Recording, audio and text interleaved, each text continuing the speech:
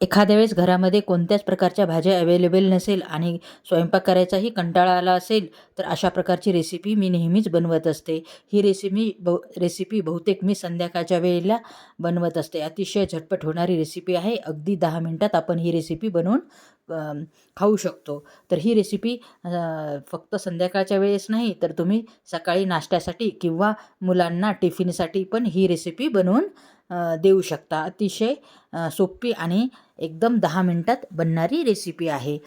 या रेसिपी बनवण्यासाठी काहीही जास्त प्रकारचे तामझाम लागत नाही किंवा वेळही लागत नाही. अगदी 10 मिनिटात बनवून आपण रेडी करू शकतो. तर मग वेळ न घालवता आपण या रेसिपीकडे वळूयात. तर आपल्याला त्यासाठी लागणार आहे 1 वाटी गव्हाचे पीठ. ते मी मोठ्या बाउलमध्ये घेतले आहे, जेणेकरून आपल्याला सर्व भाज्या मिक्स करून घेता येतील. आणि त्यानंतर मी त्यामध्ये घातले आहे आपले रवा. 2 चमचे मी रवा घातला आहे. आणि त्यानंतर घातले आहे 2 चमचे डाळीचे पीठ आणि 1 चमचा आपले चवीनुसार मीठ घातले आहे. आणि हे बॅटर आपण चांगल्यापैकी मिक्स करून घ्यायचे आहे चमच्याच्या साहाय्याने. आणि त्यानंतर अशा विस्करच्या साहाय्याने थोडे पाणी घालत आपल्याला हा घोळ तयार करून घ्यायचा आहे. म्हणजे हे बॅटर तयार करून घ्यायचे आहे. गाठी होऊ नये म्हणून अगदी थोडे पाणी घालतच आपण हे बॅटर तयार करून घेणार आहोत. तर पाहू शकता अशा प्रकारची कन्सिस्टन्सी आपल्याला हवी आहे. तर आपले हे बॅटर रेडी झाले आहे. आता आपण हे बॅटर बाजूला ठेवूयात आणि त्यामध्ये आपण घालणार आहोत 1 वाटी कांदा. म्हणजे 1 कांदा घातला आहे आणि 1 टोमॅटो बारीक चिरून घातलेले आहे. आणि त्यामध्ये घातलेले आहे आपले हिरवी मिरची बारीक चिरून घातलेली आहे आणि कोथिंबीर पण आपण त्यामध्येच घातलेली आहे. या व्यतिरिक्त तुमच्याकडे ज्या भाज्या असतील त्या पण तुम्ही याच्यामध्ये मिक्स करू शकता. आणि हे सर्व मिक्स करून घ्यायचे आहे. आणि त्यानंतर आपल्याला लागणार आहे 1 बटाटे.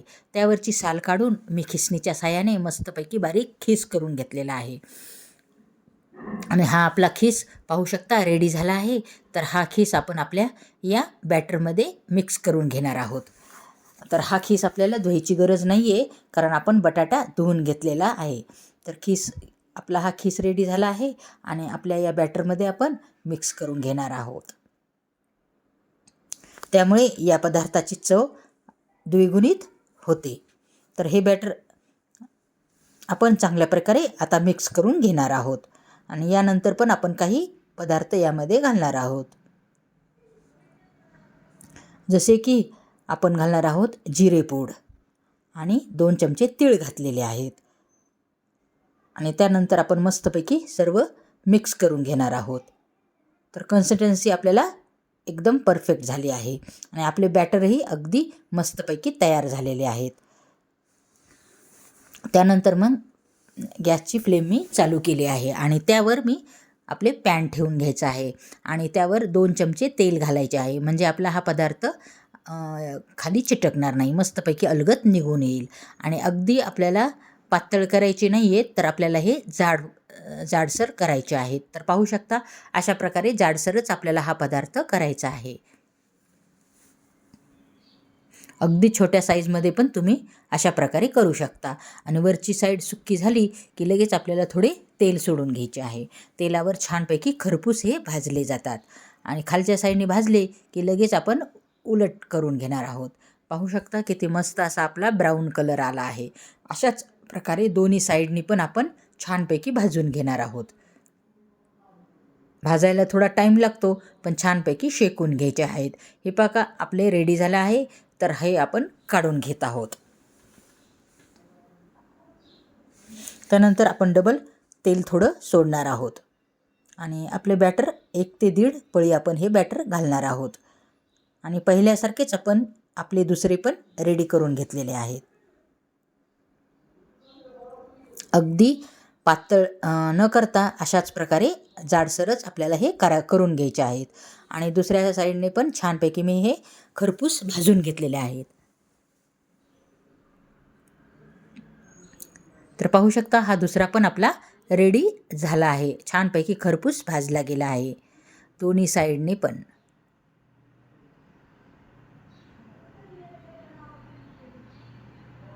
त्यानंतर हा दुसरा पण आपण काढून घेणार आहोत.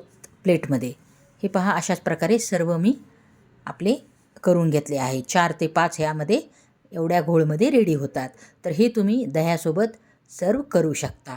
तर तुम्हाला जवळूनही पाहू शकता किती मस्त याचे स्ट्रक्चर आलेले आहे.